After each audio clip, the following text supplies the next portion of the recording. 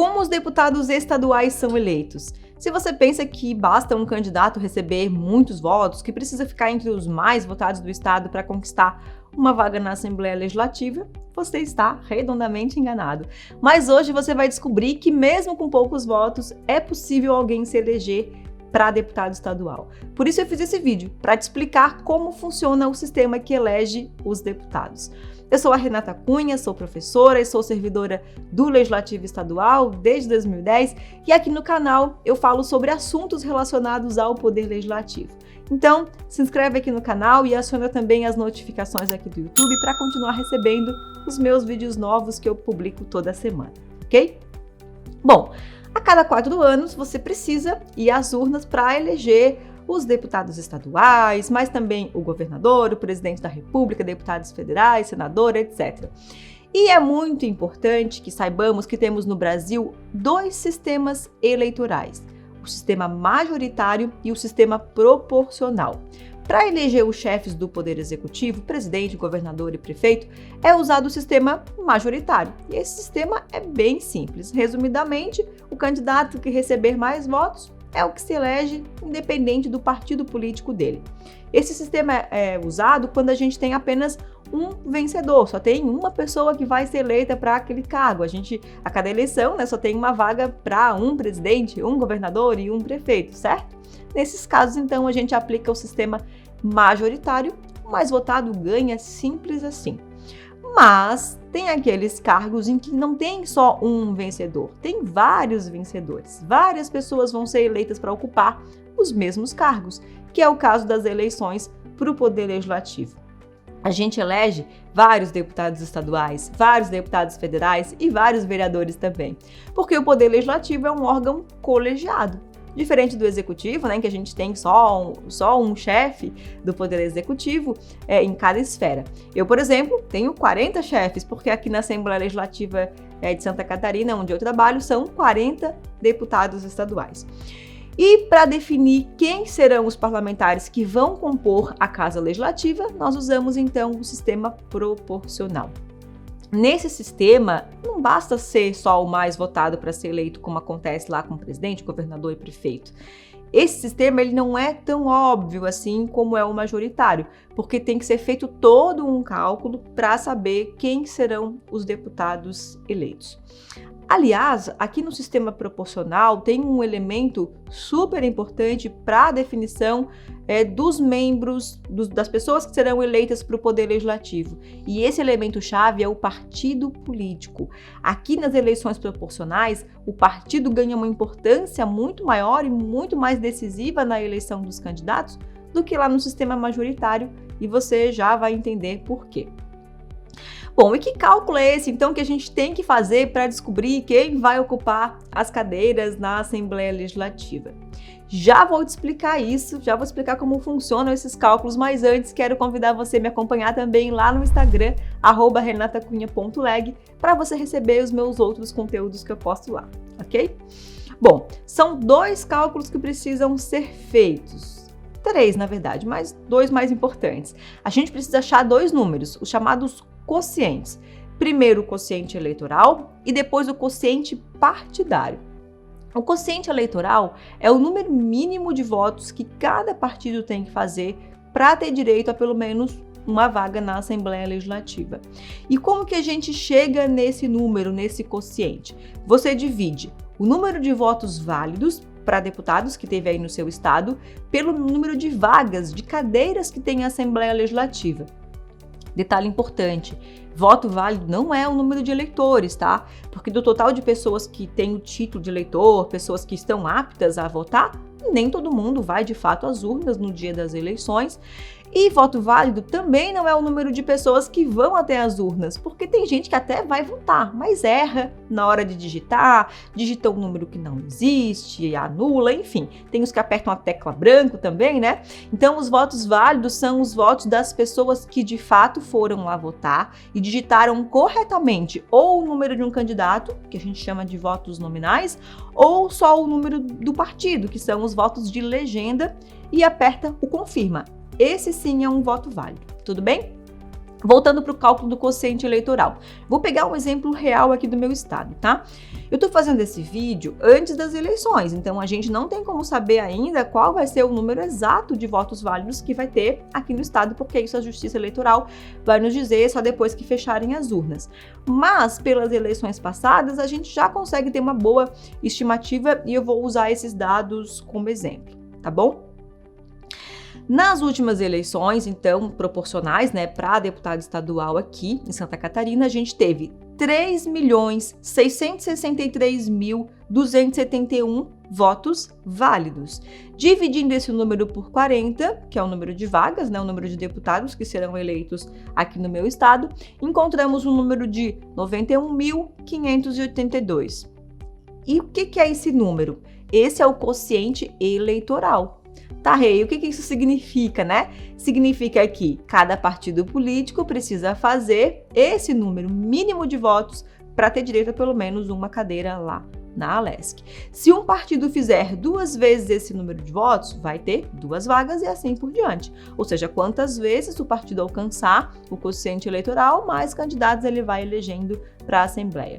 Se fizer um votinho abaixo disso, abaixo desse quociente, o partido não elege ninguém.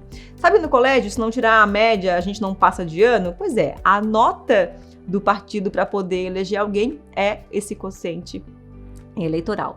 Então, resumindo, juntando o voto de todos os candidatos do partido, mais os votos de legenda, você tem o número de votos que o seu partido alcançou. Voto de legenda, caso você não saiba, é quando você aperta lá na urna só o númerozinho do partido. Por exemplo, você não tem nenhum candidato estadual, não quer votar em ninguém, mas quer ajudar o seu partido. Então, você, ao invés de digitar os 5 números, você digita lá na urna só os 2 primeiros dígitos, 50, o 55, o 15, o 13, o 40 e assim por diante, porque esse número representa o número de um partido político. E votando no partido, você contribui aí para que ele alcance esse quociente. Ok, abriram as urnas e já sabemos quantos votos cada partido fez, já sabemos quem vai ficar de fora do poder legislativo porque não alcançou a média e vimos que teve também partidos que fizeram muito mais votos do que esse número mínimo necessário, explodiram de votos em todo o estado. Outros alcançaram o quociente, mas não fizeram tantos votos. E agora, como que a gente vai saber, então, quantas vagas exatamente cada partido vai ter direito? E é aqui que entra o segundo cálculo, o quociente partidário. Aquele primeiro resultado que nós chegamos, o quociente eleitoral, vai servir de base aqui para a gente achar o quociente partidário, que é o número de vagas para cada partido. E qual que é a formulazinha, então? A gente pega os votos totais, os válidos de cada partido separadamente e divide pelo quociente eleitoral, que a gente achou que era 91.582.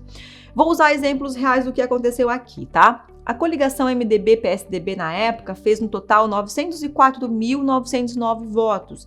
Dividindo pelo quociente eleitoral, a gente vai achar 9, alguma coisa. Desconsideramos então o que vem depois da vírgula e descobrimos que essa coligação ocuparia 9 cadeiras na Assembleia Legislativa. Só que tinham, mais de 50 candidatos desses 2 partidos coligados. E aí, quem que vai lá para a Assembleia? Quem que vai ocupar essas cadeiras? Depois de feitos esses cálculos, agora sim, os 9 mais votados do partido ou coligação ocuparam essas vagas. Até aqui você já deve ter percebido, então, a importância do partido político nesse sistema proporcional, como eu citei lá no início do vídeo. Quer ver uma coisa? Um outro exemplo. A coligação PSOL-PCB fez, na época, 69 mil e poucos votos. O quociente, como sabemos, era de 91 mil e pouco. Como o partido não chegou nesse número, não pôde ocupar nenhuma cadeira. Então veja, se um candidato do PCB, uma hipótese, tá? Sozinho, tivesse feito, 50 mil votos, fez os 69 mil votos sozinhos, ainda assim ele não estaria eleito, porque o partido dele, juntando todos os votos, não conseguiu alcançar o quociente eleitoral. E se você for olhar os relatórios do TRE, você vai ver que teve vários deputados aqui que se elegeram com 15 mil votos, 18 mil, 20 mil votos, cada um, porque o partido desses candidatos teve direito a 1, 2, 3 vagas. Então, mesmo que esse candidato fictício do PCB tivesse feito 50 mil votos sozinho, ainda assim ele não seria eleito por causa do total de votos do partido. Então perceba, vou repetir que é para você gravar mesmo. O voto de todo mundo do partido político é importante, porque a soma dos votos de todos os candidatos, né, de um partido deve ser suficiente para atingir o quociente eleitoral. Aí, alcançando esse número, os mais votados do partido se elegem, né, dentro das vagas que o partido conquistar. E é por isso, inclusive, que muitos partidos, estrategicamente, às vezes colocam como candidatos os puxadores de votos. Você já deve ter escutado aí essa expressão. São aqueles candidatos fortes, né? Às vezes são celebridades, pessoas famosas ou políticos com apelo popular, para o partido poder fazer uma votação mais expressiva e conseguir ocupar mais cadeiras no parlamento. Só que isso pode ter algumas consequências não muito boas, especialmente para a democracia, né? Como já aconteceu no Brasil, alguns casos bem emblemáticos. Com uma votação muito grande desses puxadores de votos, o quociente partidário, obviamente, vai lá nas alturas e outros candidatos do partido, o segundo, o terceiro, o quinto da lista, que talvez não foram tão bem votados assim, acabam pegando carona na votação do colega e se elegendo também.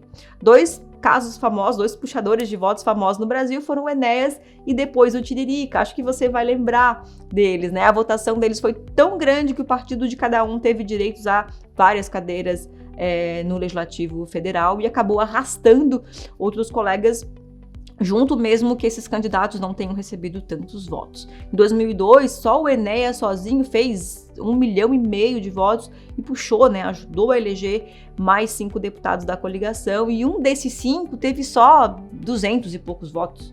Depois veio o Tiririca também, fez algo próximo disso, e os votos dele elegeu pessoas que não seriam eleitos, né, se dependesse da votação individual. Essa, inclusive, é uma das críticas que esse sistema proporcional recebe, já que uma pessoa pode ajudar a eleger outras que fizeram pouquíssimos votos. Só que, na tentativa de evitar ou amenizar esse tipo de distorção e diminuir a força desses puxadores de votos, em 2015 foi criada uma cláusula de desempenho individual dentro dos próprios partidos. Então, como que funciona hoje? Mesmo o seu partido alcançando o quociente eleitoral, um candidato só se elege se ele sozinho alcançar pelo menos 10% do quociente eleitoral. Nesse nosso exemplo aqui, 10% seria 9.158 votos. Então, não basta estar entre os mais votados do partido, porque o candidato precisa sozinho fazer esse número mínimo de votos. E Renata, se ninguém do meu partido conseguiu alcançar esse 10% dos votos, e aí? Aí, nesse caso, a vaga é repassada para o próximo partido com maior quociente partidário. Então, veja, além de o partido ter um número mínimo de votos, o candidato também tem que fazer esses 10% do quociente. Então, são dois filtros, duas barreiras, digamos, né, que um candidato precisa ter para poder se eleger deputado estadual. Ah, um detalhe, eu me referi aqui no vídeo mais à Assembleia Legislativa, né? Mas todos esses cálculos e conceitos também se aplicam para a composição da Câmara dos Deputados, lá os deputados federais, e da Câmara Municipal de Vereadores. Só não vale para o Senado, tá? Apesar de os senadores também serem membros do Legislativo, para eleger os membros do Senado, a gente vai usar o sistema majoritário, que é aquele sistema mais simples em que ganham os deputados que receberem mais votos. Espero que você tenha gostado desse conteúdo, que tenha sido útil para você, mas antes de finalizar, quero te fazer uma pergunta. Será que os seus amigos, a sua família sabem disso? Sabem como funciona esse sistema que elege os deputados e vereadores? Então manda esse vídeo para sua galera aí nos seus grupos de WhatsApp, que com certeza você estará fazendo uma boa ação. Então era isso, se ficou alguma dúvida, deixa aqui nos comentários aqui embaixo que eu vou adorar te ajudar, tá bom? Muito obrigada por assistir e até o próximo vídeo.